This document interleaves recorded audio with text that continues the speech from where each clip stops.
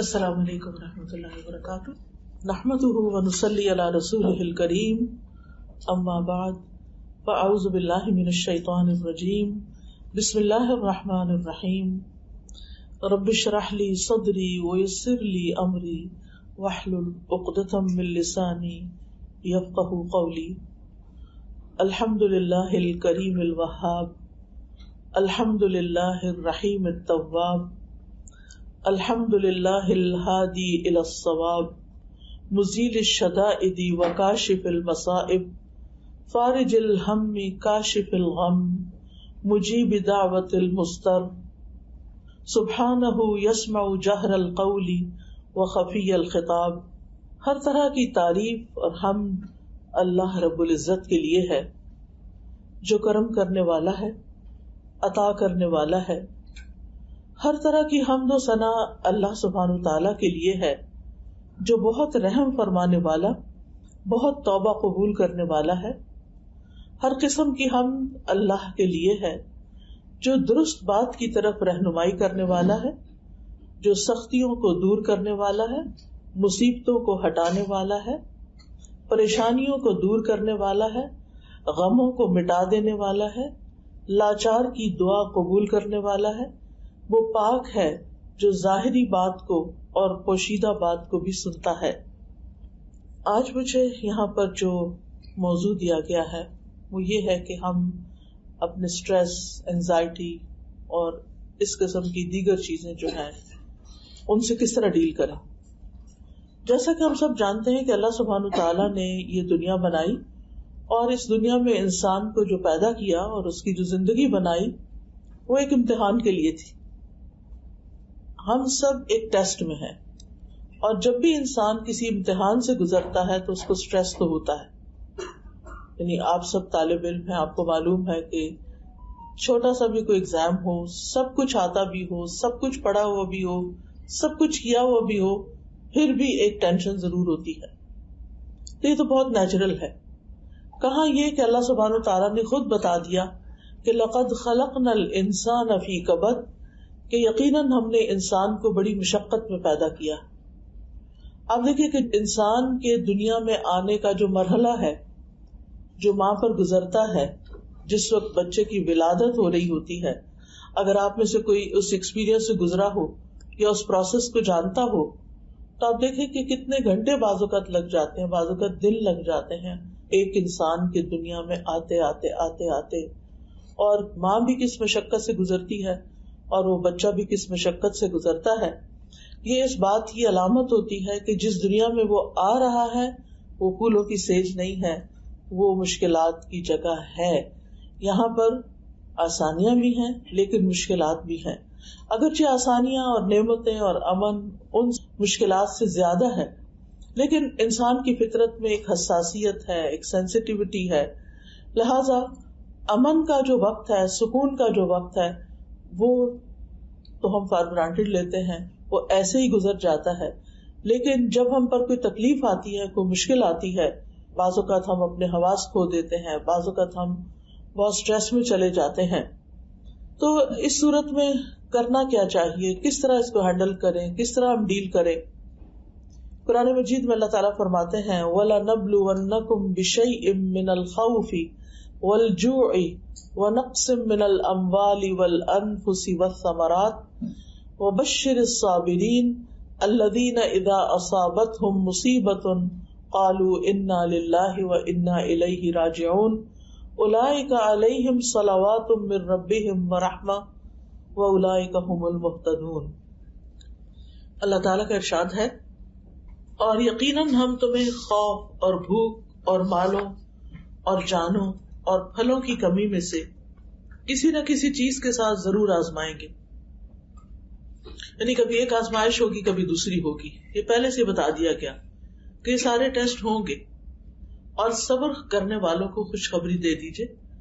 یہ وہ لوگ ہیں کہ جب انہیں کوئی مصیبت آتی ہے تو کہتے ہیں بے شک ہم اللہ کے لیے ہیں اور بے شک ہم اسی کی طرف لوٹنے والے ہیں.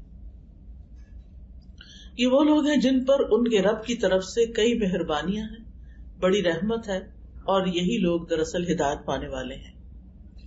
یعنی مشکلات تو ہوں گی لیکن جو مشکلات کو آسان طریقے سے ہینڈل کر لے گا وہ کامیاب ہو جائے گا. اور اس کا بنیادی نقطہ، سینٹرل پوائنٹ کیا ہے؟ صبر. اللہ سبحانہ وتعالیٰ نے ایک اور جگہ پر فرمایا وَنَبْلُوكُمْ بِالشَّرِّ وَالْخَيْرِ فِتْنَةً وَإِلَيْنَا تُرْجَعُونَ. ہم تمہیں اچھے اور برے حالات سے آزمائیں گے، دونوں طرح سے، یعنی نعمت بھی آزمائش ہوتی ہے، آسانی بھی ایک آزمائش ہوتی ہے، اور بالآخر تمہیں ہماری طرف لوٹ کر آنا ہے. آزمائش کا تعلق ضروری نہیں کہ ہمارے کسی گناہ سے ہو، وہ ہو بھی سکتا ہے اور وہ نہیں بھی ہو سکتا. بعض آزمائشیں، بعض تکلیفیں انسان کے اپنے ہاتھوں کی کمائی کا نتیجہ ہوتی ہیں. مثلا بعض بیماریاں جو ہیں وہ انسان کو کیوں لگتی ہیں؟ کیونکہ اس کے اپنی غلطیاں ہوتی ہیں. لیکن بعض دفعہ انسان ہر لحاظ سے اپنے آپ کو ٹھیک رکھتا ہے لیکن پھر بھی اس میں تکلیف آ جاتی ہے. تو اس سلسلے میں انسان کو ہمیشہ یاد رکھنا چاہیے کہ دنیا میں جو بڑے بڑے نیک لوگ آئے تھے، پیغمبر آئے تھے، ان پر تو آزمائشیں اور امتحان ہم سے بھی زیادہ تھے. اللہ سبحانہ وتعالیٰ فرماتے ہیں وَلَقَدْ كُذِّبَتْ رُسُلٌ مِّن قَبْلِكَ فَصَبَرُوا عَلَىٰ مَا كُذِّبُوا وَأُوذُوا حَتَّىٰ أَتَاهُمْ نَصْرُنَا وَلَا مُبَدِّلَ لِكَلِمَاتِ اللَّهِ. اور بے شک آپ سے پہلے کئی رسول جھٹلائے گئے، یعنی نبی صلی اللہ علیہ وسلم سے پہلے بہت سے رسولوں کو ان کی قوم نے جھٹلا دیا، ایمان ہی نہیں لائے، مان کے ہی نہیں دیا، ان کی کوئی بات سن کے ہی نہیں دی، حالانکہ وہ اللہ سبحانہ تعالیٰ کی طرف سے اپوائنٹڈ تھے. تو انہوں نے اس پر صبر کیا، یعنی کسی طرح کا نیگیٹو ریئیکشن ظاہر نہیں کیا، اور وہ جھٹلائے گئے اور ایذا دیے گئے، تکلیف دیے گئے، یہاں تک کہ ان کے پاس ہماری مدد آ گئی، اور کوئی اللہ کی باتوں کو بدلنے والا نہیں. تو اس سے یہ پتہ چلتا ہے کہ اللہ تعالیٰ کی یہ سنت تو جاری رہے گی کہ وہ لوگ بھی آزمائے جائیں گے جو برے کام کرتے ہیں، اور وہ لوگ بھی آزمائے جائیں گے جو اچھے کام کرتے ہیں. یعنی نیک عمل کرنے والوں کو بھی آزمایا جائے گا، امتحان لیا جائے گا. نوح علیہ السلام جو بہت ابتدائی پیغمبروں میں سے ہیں، ہم جانتے ہیں کہ وہ 950 سال تبلیغ کرتے رہے، لیکن کس طرح ان پر آزمائش آئی کہ چند لوگوں کے سوا کوئی ان پر ایمان نہیں لایا، مگر وہ اپنا کام کرتے رہے. انہوں نے صبر سے کام لیا. موسیٰ علیہ السلام کے لیے فرعون کی آزمائش تھی. یعقوب علیہ السلام سے یوسف علیہ السلام جدا ہو گئے تو 40 سال کی جدائی انہیں برداشت کرنا پڑی، اور وہ اپنے پیارے بیٹے کی جدائی میں روتے رہے کہ ان کی آنکھیں سفید ہو گئیں. یوسف علیہ السلام کی الگ آزمائش ہو رہی تھی، کبھی ایک طرح کبھی دوسری طرح، کبھی بھائیوں نے کنویں میں پھینک دیا، کبھی وہ مصر کے بازار میں بک گئے، کبھی وہ عزیز مصر کے گھر میں اس عورت سے آزمائے گئے اور بالآخر جیل میں ڈال دیے گئے بغیر کسی قصور کے، اور 9 سال کے قریب وہ جیل میں رہے. پھر بالآخر وہاں سے نکالے گئے، اور اللہ سبحانہ تعالیٰ نے دنیا میں بھی ان کے صبر کا ان کو بہترین بدلہ دیا. ایوب علیہ السلام ہم دیکھتے ہیں قرآن مجید میں کہ ان پر آزمائش آئی بیماری کی، اور روایات میں آتا ہے کہ 18 سال تک وہ سخت قسم کی اسکن ڈیزیز میں مبتلا رہے. ایک دن کے لیے بھی اگر کہیں ہاتھ پہ کوئی چیز نکل آئے یا کہیں خارش شروع ہو جائے تو انسان بے چین ہو اٹھتا ہے، کہاں یہ کہ 18 ایئرز تک. لیکن ان کا صبر کتنا مثالی تھا. وہ کہا کرتے تھے، یعنی جب ان پہ یہ تکلیف آئی کہ اے اللہ، پہلے تو میرے اور تیرے درمیان میرے گھر والے تھے، میرے بچے تھے، میری دنیا کے کام کاروبار تھے، لیکن تو نے مجھ سے سب کچھ لے لیا، اب میرے اور تیرے بیچ میں کچھ بھی نہیں بچا. اب جس طرح تیری عبادت کی مجھے لذت نصیب ہوتی ہے وہ اس سے پہلے کبھی نہیں تھی. اب یہ بھی ایک مائنڈ سیٹ ہے کہ تکلیف کی وجہ سے وہ اللہ سبحانہ تعالیٰ کو اور زیادہ قریب سے پکار رہے ہیں. سوچ کی بات ہے نا. وہ یہ بھی کہہ سکتے تھے کہ اب تو نے سب کچھ مجھ سے لے لیا تو میں کیوں تیری عبادت کروں، جیسے ہمارے عام طور پر لوگ کرتے ہیں کہ اگر انہوں نے نمازیں پڑھی ہوں، دعائیں کی ہوں اور امتحان میں کامیاب نہ ہو یا مطلوبہ نمبر نہ آئے ہوں تو پھر کیا ہوتا ہے، نماز ہی چھوڑ کے بیٹھ جاتے ہیں یا اللہ تعالیٰ سے ناراض ہو جاتے ہیں. حالانکہ اس سے مسئلہ حل تو نہیں ہوتا اور بگڑتا ہے، لیکن ناسمجھی کی باتیں ہیں یہ. اسی طرح ہم دیکھتے ہیں کہ نبی صلی اللہ علیہ وسلم کے لیے بہت مشکل کا دن تھا جب آپ طائف کے سفر کے لیے روانہ ہوئے. پھر اسی طرح حضرت عائشہ رضی اللہ تعالی عنہا پر ایک الزام لگا تھا اور اس الزام کی وجہ سے وہ 1 مہینے سے زائد عرصے تک روتی رہی اور تکلیف میں مبتلا رہی، حالانکہ وہ نبی صلی اللہ علیہ وسلم کی بہت پیاری بیوی تھی. اسی طرح پچھلی امتوں پر بحیثیت امت بھی بہت تکلیفیں آئیں. اللہ تعالیٰ فرماتے سورۃ البقرہ آیت 214 ام حسبتم ان تدخلوا الجنۃ ولما یأتکم مثل الذین خلوا من قبلکم مستهم البأساء والضراء وزلزلوا حتى يقول الرسول والذین آمنوا معه متى نصر اللہ الا ان نصر اللہ قریب. کیا تم لوگ سمجھتے ہو کہ تم یوں ہی جنت میں داخل ہو جاؤ گے جبکہ ابھی تمہیں اس جیسی تکلیف تو پیش ہی نہیں آئی جو تم سے پہلے گزرے ہوئے لوگوں کو آئی؟ انہیں سختیاں اور تکلیفیں پہنچی اور وہ ہلا مارے گئے، یہاں تک کہ رسول اور وہ لوگ جو ان کے ساتھ تھے ان پر ایمان لائے تھے وہ پکار اٹھے کہ اللہ کی مدد کب آئے گی، سنو بے شک اللہ کی مدد تو قریب ہے. یعنی اللہ کی مدد ضرور آتی ہے لیکن امتحان تو ہوتا ہی ہے. اب سوال ہی پیدا ہوتا ہے کہ یہ امتحان کیوں آتے ہیں، یہ غم اور پریشانیاں کیوں آتی ہیں؟ نمبر 1 انسان کے ایمان کے امتحان کے لیے کہ وہ اللہ سبحانہ تعالیٰ پر کتنا سچا پکا ایمان رکھتا ہے، یعنی خوشحالی میں ہی صرف اللہ کو یاد کرتا ہے یا مشکل میں بھی اللہ تعالیٰ کو یاد کرتا ہے. اگر کوئی شخص تکلیف کے وقت اللہ تعالیٰ کی طرف رجوع کرتا ہے اور آزمائش میں اللہ تعالیٰ سے مدد مانگتا ہے تو ایسا شخص ایک اگلے ہائر لیول پہ چلا جاتا ہے اور وہ اپنے ایمان کی سچائی کا ثبوت دیتا ہے. دوسری وجہ انسان کو بلند درجات دینے کے لیے، حدیث میں آتا ہے کہ بندے کے لیے اللہ کے ہاں ایک بہت اونچا مقام ہوتا ہے لیکن وہ اپنے عمل کی وجہ سے وہاں تک نہیں پہنچ سکتا، یعنی اس کی عبادت یا باقی اعمال کم ہوتے ہیں تو اللہ تعالیٰ اسے اپنے جسم یا مال یا اولاد کی آزمائش میں ڈال دیتا ہے.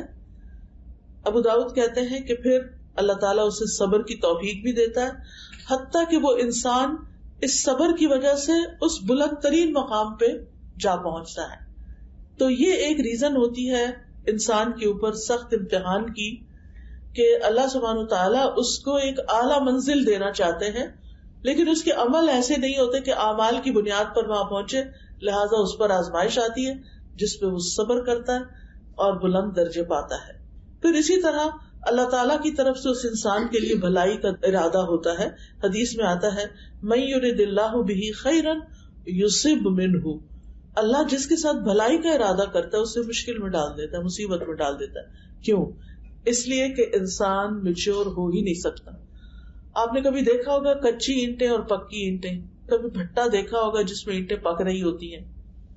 اس سے پہلے وہ لوگ مٹی کو گارے کو بنا کے اور اس سے سانچے سے نکال کے اینٹیں رکھے ہوئے ہوتے ہیں، پھر وہ کسی درجے میں سوکھتی ہیں، پھر ان کو بھٹی کی نظر کرتے ہیں اور وہ کئی دن تک ان کے نیچے آگ جلائی جاتی ہے، پھر وہ اتنی پکی اینٹیں ہو جاتی ہیں کہ پھر ان کے اوپر پوری عمارتیں کھڑی کر دی جاتی ہیں. تو بالکل اسی طرح انسان میچور نہیں ہوتا، کچا ہی رہتا ہے، اس کے اندر پختگی نہیں آتی، وہ بڑے کام کرنے کے قابل نہیں ہوتا جب تک وہ مشکلات سے نہیں گزرتا. اسی لیے آپ اگر ریشو دیکھیں عام طور پر تو جو بچے مشکلات سے نکلتے ہیں پڑھائی میں اور آگے بڑھنے کی ہرس میں، جو ان میں سے آ جاتے ہیں آگے، وہ بہت محنتی ہوتے ہیں بنسبت ان بچوں کو جن کو بہت لاڈ پیار ملا ہوتا ہے، چھوٹی چھوٹی چیز سے گھبرا جاتے ہیں. تو انسان کو اس زندگی میں کچھ کرنے کے لیے بہت سا صبر چاہیے ہوتا ہے، بہت سی محنت چاہیے ہوتی. اب آپ دیکھیے کہ جن لوگوں نے بڑی بڑی ایجادات کی ہیں انہوں نے اپنی پوری زندگی اس کام میں کپا دی. انہوں نے بھوک پیاس بھی کاٹی، انہوں نے گمنامی بھی کاٹی اور انہیں دنیاوی طور پر کوئی زیادہ فائدہ حاصل نہیں ہوا. مرنے کے بعد ان کا نام روشن ہو گیا، ان کو کیا فائدہ ہوا ان کی زندگی میں؟ ہم آرام سے بیٹھ کے پیناڈول کھا لیتے ہیں، ہمیں یہ بھی نہیں پتا کہ کس نے یہ ایجاد کی تھی. اس کی زندگی ریسرچ کرتے کرتے کس مشکل سے گزری تھی، کس تکلیف سے وہ شخص گزرا ہوگا جس نے ایک اتنی فائدے کی چیز انسانوں کے لیے بنا لی کہ ذرا سی درد ہوتی ہے انسان بغیر سوچے سمجھے کھا کے اور اپنے آپ کو پھر کام میں مشغول کر لیتا ہے. اس وقت بھی آپ جانتے ہیں کہ میڈیسن میں جو 2 طرح کے لوگ ہوتے ہیں، ایک تو پریکٹیشنرز ہوتے ہیں اور ایک سائنٹسٹ ہوتے ہیں، اکیڈیمیا ہوتے ہیں. تو اس میں بہت کم لوگ ریسرچ اور اکیڈیمکس کی طرف جاتے ہیں کیونکہ اس میں بظاہر ریوارڈ نظر نہیں آتا، بہت قربانی کرنی پڑتی ہے، آپ کو پیسے بھی کم ملتے ہیں. اس کے برعکس وہ لوگ جو اچھے ہائیلی کوالیفائڈ ہوتے ہیں، پریکٹس شروع کر دیتے ہیں میڈیسن کی، آپ دیکھیں ان کی زندگی بالکل الگ ہوتی ہے. وہ دنیا کی زندگی کو انجوائے کر رہے ہوتے ہیں، پیسے سے، شہرت سے، بہت سی چیزوں سے. لیکن جو سائنٹسٹ ہوتے ہیں عام طور پر آپ ان کی اگر زندگیوں کے بارے میں پڑھیں تو آپ حیران ہو جائیں گے کہ کس قدر سادہ زندگی وہ گزارتے ہیں، کس قدر محنت کی، مشقت کی. اسی طرح دین میں جنہوں نے بڑا بڑا نام پیدا کیا، مثلا امام بخاری ہیں، ان کی کتاب اللہ کی کتاب کے بعد سب سے صحیح کتاب بتائی جاتی ہے. امام بخاری 16 سال کی عمر میں اپنے گھر سے نکلے تھے علم حاصل کرنے کے لیے، اور 16 سال تک وہ گھر واپس نہیں گئے. اس دوران انہوں نے احادیث اکٹھی کی، ان کو چھانٹا، پرکھا، دیکھا، اور پھر کتاب لکھی، صحیح احادیث پر مشتمل کتاب لکھی، صحیح البخاری. ہم میں سے آج کس کا یہ یارہ ہے یا کس کے اندر یہ ہمت ہے کہ وہ 16 سال اپنے گھر والوں کی شکل بھی نہ دیکھے اور 16 سال تک اپنے گھر والوں سے کوئی بات بھی نہ کرے. آج تو ہمارے پاس ویڈیو کالز کا سسٹم ہے اور اتنی ساری چیزیں آ گئی ہیں کہ ہمیں کوئی مشکل نہیں، ہم دنیا کے کسی بھی حصے میں ہوں، ہم کنیکشن میں ہی رہتے ہیں. پہلے تو کہا جاتا تھا میرا سلام فلاں کو پہنچانا، یہ بھی ایک بڑا کام سمجھا جاتا تھا. تو اب تو یہ بھی کسی کو کہنے کی ضرورت نہیں، آپ خود ہی کافی ہیں، جس کو چاہے سلام کر لیں. تو اس میں آپ دیکھیے کہ انہوں نے 16 سال لگا کر ایک کتاب لکھی. امام مالک کی کتاب موطا امام مالک سب سے پہلی حدیث کی کتاب ہے جس کی تیاری میں ان کو 40 سال لگے، کیونکہ اس وقت احادیث جمع نہیں تھی. 40 سال ان کو لگے. تو ان کو کسی نے کہا کہ اور لوگ بھی آپ کو دیکھا دیکھی یہ کتاب لکھنے لگ گئے ہیں ایسی. تو انہوں نے کہا کہ ما کان للہ بقیہ، جو اللہ کے لیے ہوگا وہ باقی رہ جائے گا. اور واقعی ان کی کتاب باقی رہ گئی اور باقی کتابیں معلوم نہیں کہاں گئی. تو کہنے کا مطلب یہ ہے کہ جس نے بھی زندگی میں کوئی بڑا کام کیا اس نے مشکلات سہی. من طلب العلا سحر اللیالی، جس نے بلندیاں طلب کی وہ راتوں کو جاگا. رات کی نیند کس کو پیاری نہیں ہوتی، لیکن وہ راتوں کو جاگتا ہے. اور اس میں ہم دیکھتے ہیں کہ امام بخاری کے ساتھ ایک طالب علم اور تھے، وہ کہنے لگے ایک مرتبہ مجھے ان کے ساتھ رات گزارنے کا موقع ملا، میں نے گنا کہ امام بخاری رات 18 مرتبہ اٹھے، رات کے دوران 18 بار اٹھے، دیا جلایا، کچھ لکھا، بند کیا، پھر سو گئے، پھر اٹھے، پھر کچھ لکھا. معلوم نہیں خواب میں دیکھتے ہوں گے یا ان کے ذہن یعنی سو کے بھی نہیں سوتے ہوں گے. تو کہنے کا مطلب یہ ہے کہ یہ وہ لوگ ہیں کہ جنہوں نے اپنی زندگیاں مشقت میں گزاری لیکن دنیا کو ایک بہت بڑا فیض پہنچا گئے. آج بھی ایسے لوگ ہیں، ایسے ریسرچرز ہیں کہ جو بعض اوقات صرف جنگلوں میں ہی رہ کے زندگی بسر کرتے تھے. ایک چھوٹی سی ویڈیو جو ہم 2-3 منٹ میں دیکھ لیتے ہیں نا کسی پرندے کی ساری زندگی کی، کہ کس طرح وہ بڑا ہوتا ہے اور گھر بناتا ہے اور کس طرح بچے دیتا ہے اور کس طرح بچے اڑ جاتے ہیں. وہ 60 days بھی ریسنٹلی کسی نے مجھے بھیجی تو بہت ہی انٹرسٹنگ تھا. اللہ کی تخلیق پہ غور کرنا چاہیے. اس ٹیکنالوجی کے دور میں ہر چیز بری بھی نہیں ہے. خیر، تو اس میں دیکھ رہی تھی کہ 60 days کی ویڈیو تھی. اب میں سوچ رہی تھی اس شخص نے جو یہ ویڈیو بنائی ہے یہ 60 days تک کانسٹنٹ آبزرویشن کرتا رہا اس پرندے کی کہ کس طرح یہ گھر بنانے سے لے کے، انڈے دینے سے لے کے اور بچوں کو پالنے سے لے کے کس طرح یہ ایک بچہ پھر اڑ جاتا ہے. تو چھوٹا سا بھی کام کرنا تو انسان کو محنت اور صبر کی ضرورت ہوتی ہے. اس کے بغیر اگر آپ صرف ایک حیوان کے لیول پر زندگی بسر کرنا چاہتے ہیں، گائے بھینس کے لیول پر، تو آپ دیکھیں اس کی زندگی میں کیا ہے. صبح سو کے اٹھتے ہیں، کھاتے ہیں، پیتے ہیں، دودھ دیتے ہیں، پھر کوئی کھانا شروع کر دیتے ہیں، پھر دوبارہ سو جاتے ہیں بیٹھے بیٹھے یا کھڑے کھڑے، پھر دوبارہ کچھ کھا لیتے ہیں. کئی دفعہ دیکھو کھانا ہی کھانا، ان کے 4 پیٹ ہوتے ہیں، آپ کو معلوم ہی ہوگا. اور کام ان کا کیا صرف ہمارے لیے دودھ بنانا یا پھر اپنے بچے پیدا کرنا اور ان کے بچے کچھ ان کا دودھ پی لیتے ہیں. تو اب آپ سوچئے کہ ایک وہ زندگی ہے کہ جس میں آپ اٹھیں، کھائیں پیئیں اور سو جائیں اور پھر اٹھیں، کھائیں پیئیں اور کہیں نکل جائیں اور اٹھیں، کھائیں پیئیں اور پھر. تو یہ زندگی تو حیوانوں کی زندگی ہوتی ہے، انسانوں کی تو نہیں ہوتی. لیکن ظاہر ہے کہ انسانوں کو جب کوئی کام کرنا پڑتا ہے تو اس میں انہیں مشقت ہوتی ہے. اور جب مشقت ہوتی ہے تو پھر انسان کو تکلیف پہنچتی ہے اور انسان کی استقامت ختم ہونے لگتی ہے. جو بھی اس نے کام شروع کیا تھا آدھے میں چھوڑ کے نکلنا چاہتا ہے اسے. اور پھر آپ سوچئے کہ اس کا نتیجہ کیا ہوتا ہے یا انجام کیا ہوتا ہے. وہاں تک تو وہ نہیں پہنچ سکتا جہاں تک اس کے لیے پہنچنا ہوتا ہے.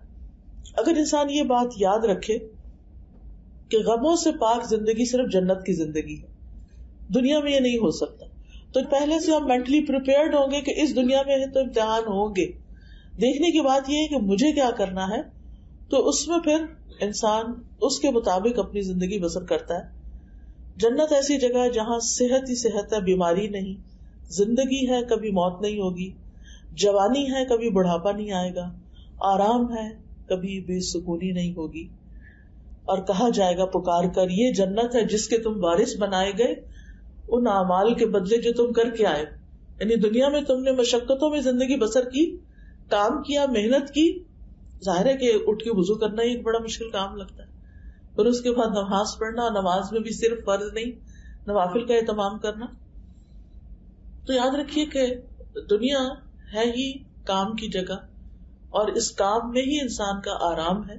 اور جب انسان کام چھوڑ دیتا ہے, اس کی زندگی میں چیلنجز نہیں رہتے اور بالکل وہ ایک آرام کی زندگی بسر کرتا ہے, تو وہاں سے پریشانیاں شروع ہو جاتی ہیں. جو کہتے ہیں نا خالی ذہن شیطان کا گھر, پھر شیطان اس کے اندر مستقل وسوسے ڈالتا رہتا ہے. اب سوال یہ پیدا ہوتا ہے کہ کیا پھر انسان کو پریشان رہنا چاہیے, غمگین رہنا چاہیے؟ ہرگز نہیں.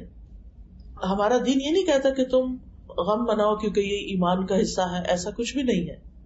یہاں پر غم انسان کے اوپر آنے والی مصیبتوں میں سے ایک مصیبت ہوتی ہے, اور جنت میں جا کے انسان کہے گا الحمدللہ الذی اذھب عنا الحزن, اللہ کا شکر جس نے ہمیں غم سے نجات دی. مومن کا غم کیا ہوتا ہے؟ مومن دنیا کی حقیر چھوٹی چھوٹی چیزوں پہ غم نہیں کرتا. مومن کا غم یہ ہوتا ہے کہ میری آگے کی دنیا کا جو کبھی ختم نہیں ہوگی اس کا کیا بنے گا, کیا میرا رب مجھ سے راضی ہے یا نہیں. اس کی ساری فکر اسی چیز کی ہوتی ہے. اور پھر آپ دیکھیے کہ ہمارا دین ہمیں اس سے منع کرتا ہے کہ ہم ہر وقت غمگین رہیں. جنگ احد میں مسلمانوں کو غم پہ غم پہنچا تھا, 70 صحابہ شہید ہو گئے تھے, نبی صلی اللہ علیہ وسلم کے دندان مبارک شہید ہوئے. پھر اسی طرح مسلمانوں کا بہت مالی نقصان, ہر طرح کا نقصان ہوا تھا. لیکن اللہ سبحانہ تعالیٰ نے فرمایا فَأَثَابَكُمْ غَمًّا بِغَمٍّ لِكَيْ لَا تَحْزَنُوا عَلَىٰ مَا فَاتَكُمْ, اللہ نے تمہیں رنج پہ رنج دیے, غم پہ غم دیے, مشکل پہ مشکل ڈالی, تاکہ تم ایسی بات پہ غم نہ کرو جو تمہارے ہاتھ سے نکل گئی ہو. یعنی جو چیز ہمارے ہاتھ سے چھٹ گئی, اگر کوئی اپرچونٹی نکل گئی, ہم کہیں سلیکٹ نہیں ہوئے کسی پروموشن کے لیے, کسی چیز کے لیے, اب وہ کچھ نہیں سکتا, اب صبر کر کے آئندہ کی تیاری کرو.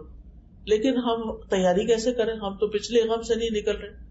تو انسان آگے نہیں جا سکتا جب تک کہ وہ پیچھے سے چھٹکارا حاصل نہیں کرتا. تو اللہ سبحانہ تعالیٰ غم پہ غم کیوں ڈالتا ہے؟ تاکہ انسان غم نہ کرے. تو کہتے ہیں مشکلیں اتنی پڑی مجھ پر کہ آسان ہو گئی. کیونکہ جس انسان کی زندگی میں مشکل پہ مشکل آتی ہے, تو جب وہ کسی کی مشکل کو دیکھتا ہے تو سمجھتا ہے کہ یہ تو کچھ مشکل ہی نہیں, میں بہتوں سے اچھا ہوں. پھر اسی طرح موسیٰ علیہ السلام کی والدہ کو جب حکم ہوا کہ وہ ان کو سمندر میں بہا دے, تو ایسی صورت میں اللہ سبحانہ تعالیٰ نے ان کو حکم دیا وَأَوْحَيْنَا إِلَىٰ أُمِّ مُوسَىٰ, ہم نے ام موسیٰ کی طرف وحی کی, ان ارضعیہ, کہ موسیٰ کو دودھ پلاتی رہ, فَإِذَا خِفْتِ عَلَيْهِ فَأَلْقِيهِ فِي الْيَمِّ, پھر جب تجھے اس کی زندگی کے بارے میں خوف ہو تو تم اس کو سمندر میں ڈال دینا. وَلَا تَخَافِي وَلَا تَحْزَنِي, نہ خوف کرنا نہ غم کرنا, تو بے شک ہم اسے تیرے پاس واپس لانے والے. یعنی یہ وقت گزر جائے گا, یہ ایک امتحان ہے. لیکن اس کے باوجود موسیٰ علیہ السلام کی والدہ نے جب ان کو سمندر میں ڈالا تو ان کا دل اڑ گیا. یعنی ان کے لیے ناقابل برداشت تھا کہ وہ اپنے ہاتھوں اپنے بچے کو کہاں ڈال رہی ہیں. اب یہ جو غم ہوتا ہے نا, غم منانے اور غم پالنے کے نقصان ہوتے ہیں. ابن قیم کہتے ہیں 4 چیزیں جسم کو تباہ و برباد کر دیتی ہیں: پریشانی, غم, بھوک اور بیداری. پریشانی اور غم عزم کو, ارادوں کو کمزور کر دیتے ہیں. یعنی جب انسان پہ بہت غم آتے ہیں نا, پھر وہ کچھ زندگی میں کرنا نہیں چاہتا, لہذا پیچھے رہ جاتا ہے, دل میں کمزوری پیدا ہو جاتی ہے, اور بندے اور اس کے کاموں میں محنت کرنے کے درمیان رکاوٹ بن جاتے ہیں. یعنی اگر آپ کی عادت ہے نا ہر وقت غم کرنا، تو پھر آپ ترقی نہیں کر سکتے، محنت نہیں کر سکتے. تو ہر اس کام میں وہ پیچھے رہ جاتا ہے جو اس کے لیے مفید ہوتا ہے. یہ غم سفر کا راستہ کاٹ دیتے ہیں، اس کو پیچھے کی طرف واپس پلٹا دیتے ہیں، رکاوٹ بن کر اس کا سفر روک دیتے ہیں، یا اس کے لیے علم سے رکاوٹ بن جاتے ہیں. تو یہ چیزیں سفر پر جانے والے کے لیے بہت بھاری ہیں. یعنی مقصد کیا ہے کہ اگر انسان غم ہی کرتا رہتا ہے تو پھر آگے نہیں بڑھ سکتا. ابراہیم بن ادم کہتے ہیں غم دو طرح کے ہوتے ہیں، ایک غم تمہارے حق میں ہے، ایک غم تمہارے خلاف ہے. جو غم حق میں ہے وہ آخرت کا غم ہے کہ وہاں کے بارے میں فکر مند ہونا چاہیے، اور ایک غم آخرت کا، اور دوسرا وہ غم جو تمہارے خلاف ہے وہ دنیا کی رونق کا غم ہے کہ وہ کیوں نہیں نصیب ہوئی. اب آپ دیکھیے کہ پھر کریں کیا. غم تو آتے ہیں، پریشانیاں تو آتی ہیں. سب سے پہلا کرنے کا کام یہ ہے کہ ہمیں اپنے رب سے مضبوط تعلق قائم کرنا چاہیے. اپنے غموں، دکھوں، تکلیفوں، پریشانیوں کی فریاد اپنے رب کے سامنے. ہم پوری دنیا کو سناتے ہیں کہانیاں اپنی، اللہ کے سامنے نہیں رکھتے. ہمارے کے آگے روتے ہیں، ہم اللہ کے آگے نہیں روتے. ہم سجدے میں نہیں روتے، ہم دعا میں نہیں روتے، ہم تنہائی میں اللہ سے باتیں نہیں کرتے. نتیجہ کیا ہوتا ہے؟ جن بندوں کے سامنے ہم غم رکھتے ہیں، کبھی وہ ہمیں تسلی دیتے ہیں اور کبھی ہمیں الٹا ڈانٹ دیتے ہیں، اور کبھی وہ ہماری بات ہی نہیں سمجھتے. حاصل کچھ بھی نہیں ہوتا. لیکن اللہ تعالیٰ تو ہمارے دلوں کے حال تک جانتا ہے. یعقوب علیہ السلام سے جب یوسف علیہ السلام جدا ہوئے تو انہوں نے کیا کہا؟ انما اشکو بثی وحزنی الی اللہ. میں اپنے غم اور دکھ کی فریاد اللہ سے کرتا ہوں. اور کرنا بھی ایسے ہی چاہیے کہ انسان اپنے غموں کو اللہ کے سامنے رکھے. حدیث میں آتا ہے اللہ تعالیٰ فرماتے ہیں میں اپنے بندے کے ساتھ اس کے گمان کے مطابق ہوتا ہوں جو وہ میرے بارے میں رکھتا ہے. یعنی اگر اس کی تھنکنگ پازیٹیو ہوگی تو اس کو ایسا ہی رسپانس ملے گا، اور اگر نیگیٹو ہوگی تو اس کو ویسا ہی رسپانس ملے گا. پھر یہ کہ ہماری جتنی بھی ضرورتیں ہیں، جتنی بھی چیزیں ہم چاہتے ہیں کہ زندگی میں ہمیں ملیں، وہ سب ہمیں اللہ کے سامنے رکھنی چاہیے. قرآن مجید میں آتا ہے امن یجیب المضطر اذا دعاہ ویکشف السوء. کون ہے جو لاچار کی فریاد رسی کرتا ہے اور اس سے تکلیف دور کر دیتا ہے؟ صرف اللہ. لوگوں کے شکوے کچھ اور لوگوں سے نہیں کرنا، ان سے واپس نہیں کرنا کیونکہ وہ معاملات کو الجھا دیتے ہیں. صرف اللہ سے شکوے کرنا ہے، اللہ کے آگے گڑ گڑانا ہے، اور مشکل وقت میں اللہ پر بھروسہ کرنا ہے، اللہ پر ہی توکل کرنا ہے.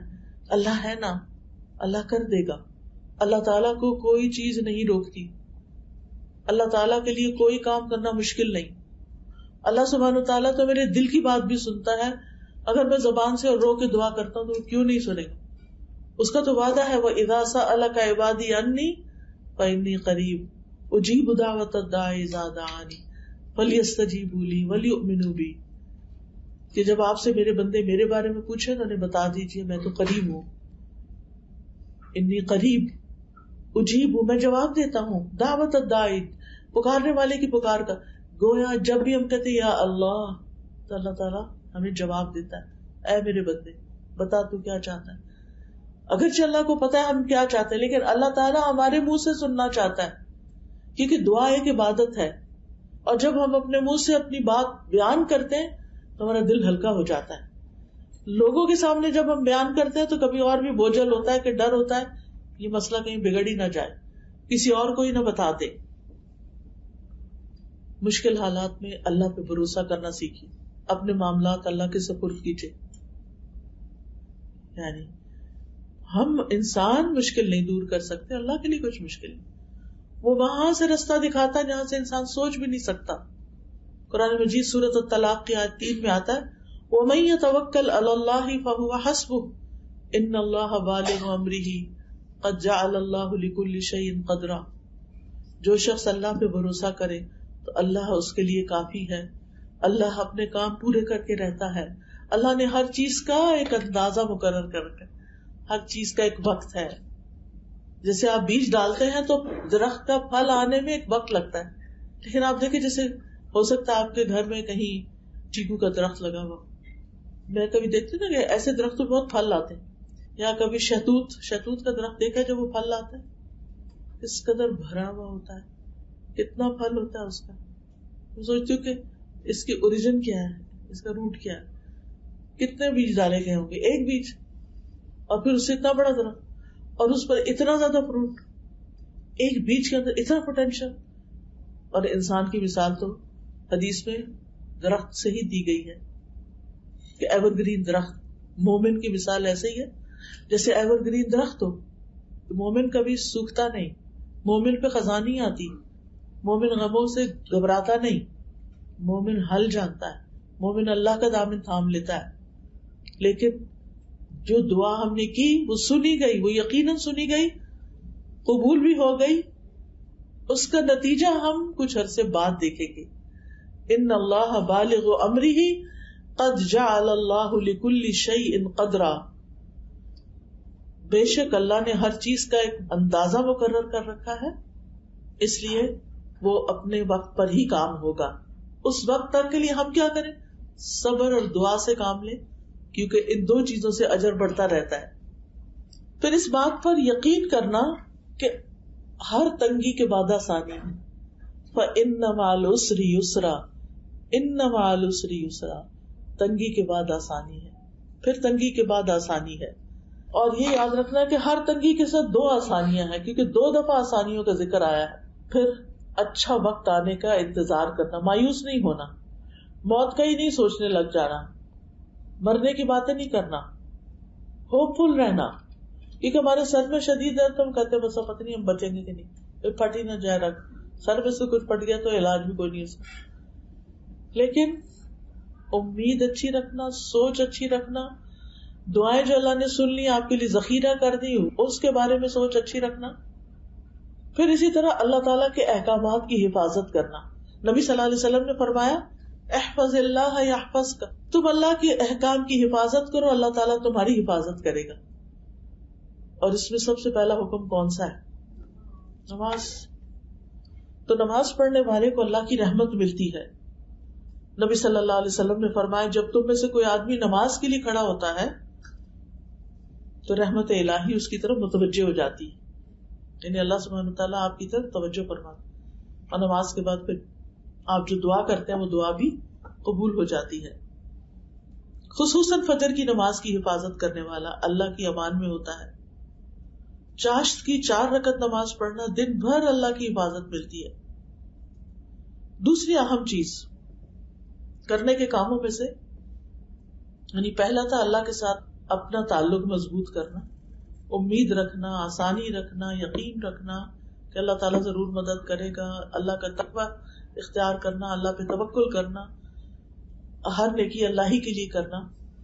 دوسرا ہے قرآن سے متعلق مضبوط کرنا. قرآن ایمان والوں کے لیے شفا اور رحمت ہے. اللہ تعالیٰ نے ہمارے لیے قرآن کی شکل میں ایسی روحانی بیماریوں کے لیے شفا رکھ دی ہے اور اس کے لیے بھیجی ہے یہ کتاب. یہ الگ بات ہے کہ ہم اس سے فائدہ نہیں اٹھاتے. یہ کتاب اللہ کی رحمت لانے والی بابرکت کتاب ہے. اللہ تعالیٰ فرماتے ہیں وَهَذَا كِتَابٌ أَنزَلْنَاهُ مُبَارَكٌ, یہ کتاب جو ہم نے اتاری ہے بڑی بابرکت ہے.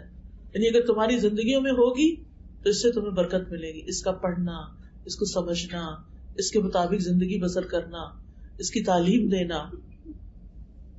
لیکن اس کے ساتھ کرنا کیا, اصل کام کیا ہے؟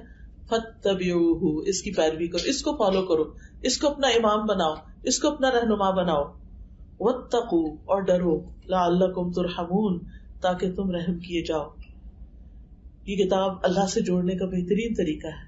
پیچھے بات کی تھی نا میں نے کہ اللہ سے تعلق قائم کریں. کیسے کریں؟ نماز سے کریں اور قرآن کے ذریعے کریں.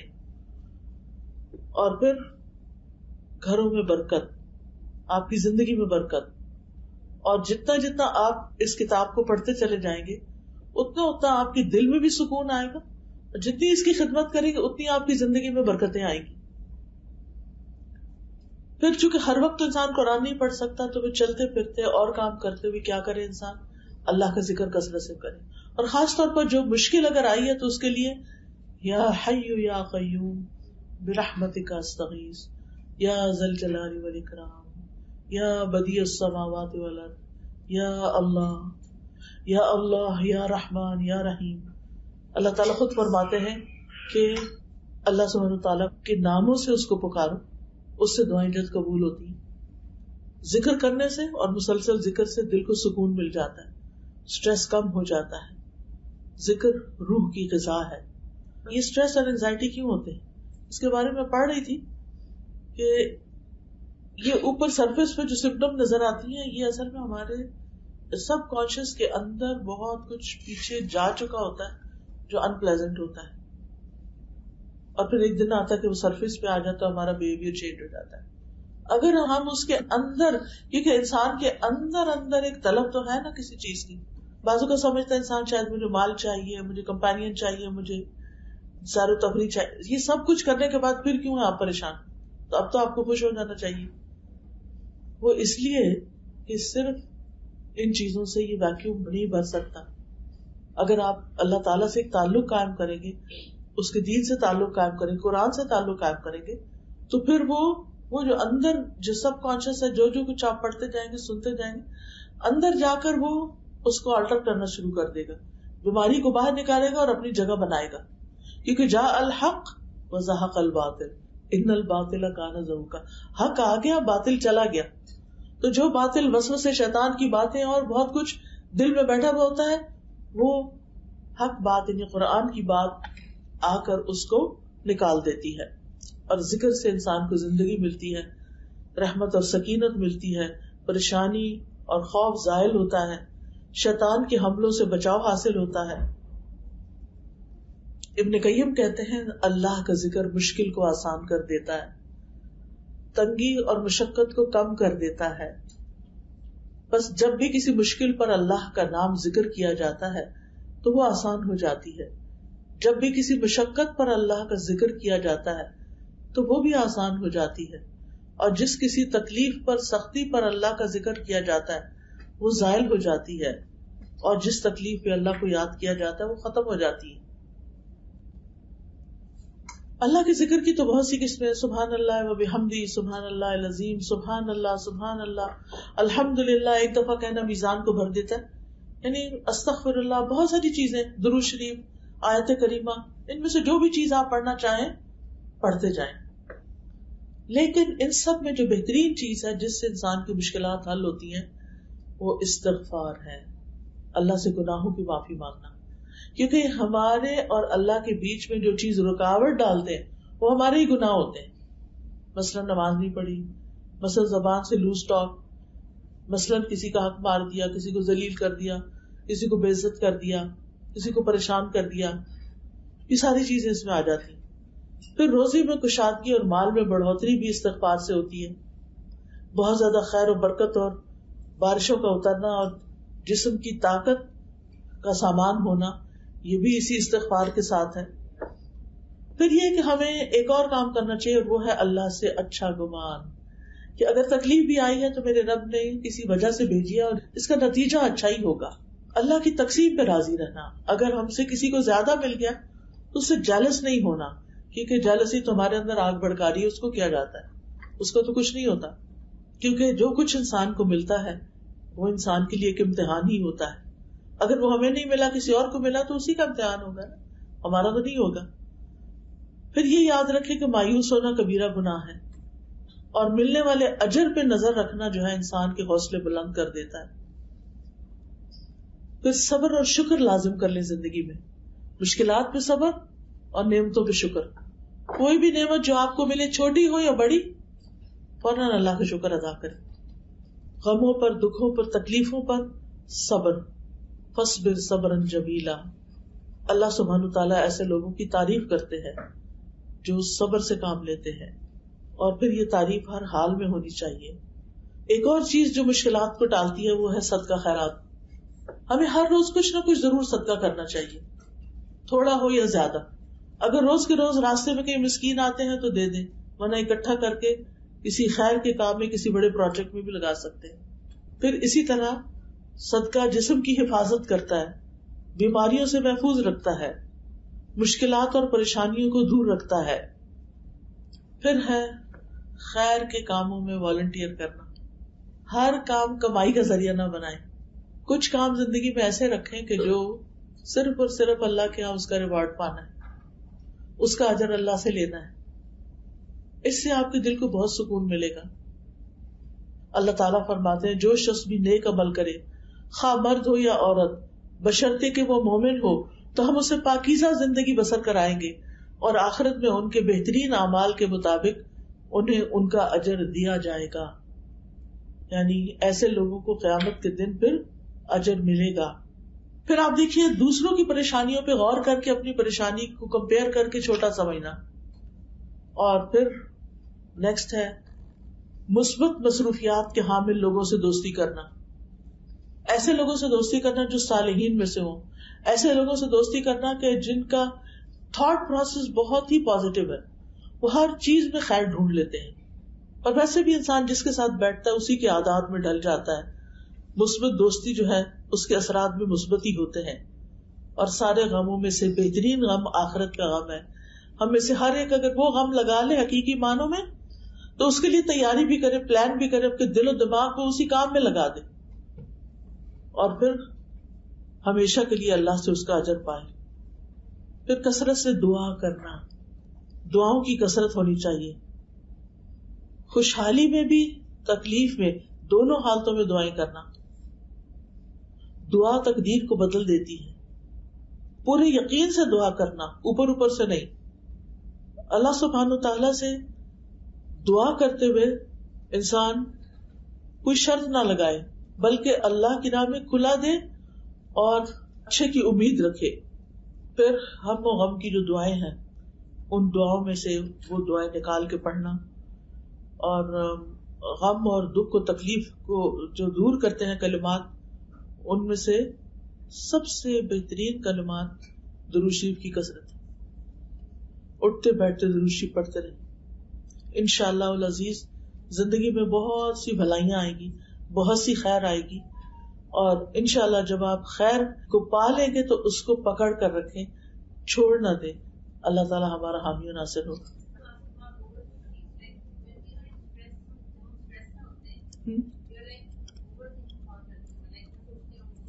ہاں, اس کا میں ایک علاج آپ سب کو بتاتی ہوں, نوٹ کر لیں. ہے تو دعا, مجھے بہت فائدہ ہوا اس کا, کیونکہ میرے پہ بہت ساری ذمہ داریاں ہوتی ہیں, ایک کام کے بعد ایک کام, ایک چیز کے بعد ایک چیز. یعنی مینٹلی میں بہت زیادہ آکیوپائڈ ہوتی ہوں. اگر فزیکلی میں کچھ نہیں بھی کر پاتی تو مینٹلی بہت آکیوپائڈ ہوتی ہوں. اس کی وجہ سے پھر میں بھی اوور تھنک کرنے لگ جاتی تھی اور ریلیکس نہیں ہو پاتی تھی. نبی صلی اللہ علیہ وسلم نے ایک دعا سکھائی ہے کہ اگر جیسے نماز میں ہماری خشوع نہیں ہوتا نا, اور بار بار دھیان ادھر جاتا ادھر جاتا, پتہ ہی نہیں چلتا, نماز بھول جاتی, اور تو نماز کے اندر بھی اور نماز کے باہر بھی 3 دفعہ یہ دعا پڑھیں, اعوذ باللہ السمیع العلیم من الشیطان الرجیم من ہمزہ ونفخہ ونفثہ, تا کے ساتھ 3 دفعہ یہ دعا پڑھنی ہے. اعوذ باللہ السمیع العلیم من الشیطان الرجیم من ہمزہ ونفخہ ونفثہ. اعوذ باللہ السمیع العلیم من الشیطان الرجیم من ہمزہ ونفخہ ونفثہ. ایسے کر کے دل کے اوپر تھوکنا ہے. تھوکنے سے مراد یہ کہ ایک تو کہتے ہیں نا چھو, ایسے نہیں, تھو تھو تھو, جس میں ہلکی پھلکی تھوک بھی آ جائے بیچ میں سے. اتنا مجھے اس دعا کا فائدہ ہوا, میں ہر روز صبح فجر کی بات پڑھتی ہوں اور دن بھر اتنی کام اور ریلیکس, اور وہ ورنہ پہلے اتنی انزائٹی ہو جاتی تھی, اچھا یہ تو ہوا نہیں, ابھی اگلا کب ہوگا اور یہ کب ہوگا, اگر ٹریول کر رہے ہیں تو کب پہنچیں گے, کیا یہ خواہ بخواہ کے بیچے, فائدہ تو کچھ نہیں. اب آپ دیکھیں کہ جب آپ ریلیکس ہوتے ہیں تو آپ اپنے آس پاس کو انجوائے کرتے ہیں, کوئی انسان ہے آپ کے ساتھ, اس کی بات سنتے ہیں, اس سے تبادلہ خیال کرتے ہیں, کسی کی مدد کرتے, یعنی 100 کام ہوتے ہیں. اور کچھ درخت دیکھ دیکھ کے خوش ہوتے رہتے ہیں, اللہ کی کریشن دیکھ کے خوش ہوتے ہیں. یعنی لائف کو انجوائے کرنا چاہیے. جب ہم غم میں, دکھ میں, اسٹریس میں, انگزائٹی میں, پریشانی میں, تناؤ میں, ڈپریشن میں ہوتے ہیں تو ہم زندگی انجوائے کر سکتے ہیں. اور زندگی آسان نہیں ہے, زندگی میں تو ٹیسٹ ہوں گے ہی, لیکن ہمیں اس کے ساتھ ڈیل کرنا آنا چاہیے. اسی طرح اگر آپ کو زیادہ ہو رہا ہے کوئی مسئلہ تو پھر ربی اعوذ بک من ہمزات الشیاطین واعوذ بک ربی ان یحضرون 7 پڑھ لیں. کچھ دن آپ ہر نماز کے بعد یہ 3 دفعہ پڑھ لیں، پھر آپ روٹین بنا لیں 1 دفعہ فجر میں 1 سے نماز. اور ضروری نہیں کہ نماز کے بعد، اینی ٹائم آپ پڑھ سکتے ہیں اس کو. لیکن انشاءاللہ، کیونکہ ہوتا یہ کہ شیطان ہمارا دشمن ہے. اللہ تعالیٰ بھی فرماتے ہیں قرآن مجید میں تمہارا دشمن ہے تم اسے دشمن سمجھو، لیکن ہم سمجھتے نہیں ہیں. ہم کہتے ہیں وہ کیا کر لے گا ہمارا، ہم خود ہی بہت اسٹرانگ ہیں. ہم اتنے اسٹرانگ نہیں ہیں، وہ ہمیں چاروں طرف سے گھرتا ہے. اس نے کہا تھا ثم لآتینہم من بین ایدیہم ومن خلفہم وعن ایمانہم وعن شمائلہم، کہ میں ان میں سے اکثریت کو اپنے راستے پہ لے جاؤں گا، ان کے آگے سے آؤں گا، پیچھے سے آؤں گا، دائیں سے آؤں گا، بائیں سے آؤں گا. ولا تجد اکثرہم شاکرین، اور ان میں سے اکثریت کو آپ شکر گزار نہیں پائیں گے. شکر ادا کرنے کے لیے نعمتوں کو جاننا دیکھنا ضروری ہوتا ہے. جب ہماری آنکھوں کو ہماری نعمتیں ہی نظر نہیں آتی تو ہم نے شکر کیا کرنا. تو یہ یعنی شیطان کا ایک بہت بڑا ہتھیار ہے کہ ہمارے اندر ایسے وسوسے، ایسے خیالات، ایسی باتیں ڈالنا شروع کر دیتا ہے کہ جس کی وجہ سے پھر ہم خواہ میں پریشانی کا شکار ہو جاتے ہیں.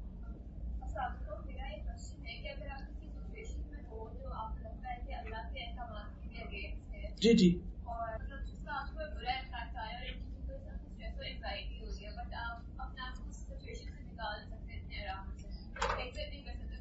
جتنا جلد نکل سکے نکل جائیں.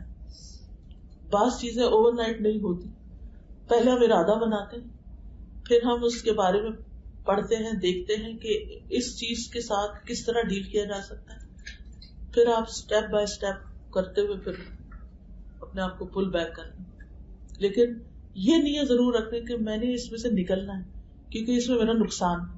جو شخص گناہوں کو زہر کی طرح سمجھتا ہے وہ کبھی بھی ان کے قریب نہیں پٹکتا. اگر کہیں اس طرف پہنچ ہی جائے تو جلد اسے نکل آتا ہے. تو اللہ سبحانہ وتعالیٰ سے دعا ہے کہ اللہ تعالیٰ ہمیں بھی کچھ کرنے کی توفیق عطا فرمائے اور ہمارے اندر علم کا شوق ہر شوق سے بڑھا دے. اور پھر علم سیکھے بھی تو اللہ کی خاطر اور عمل کی نیت سے سیکھے.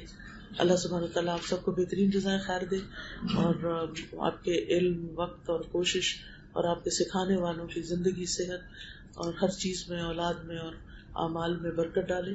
جزاکم اللہ خیرا. بارک اللہ فیکم. السلام علیکم و رحمۃ اللہ وبرکاتہ.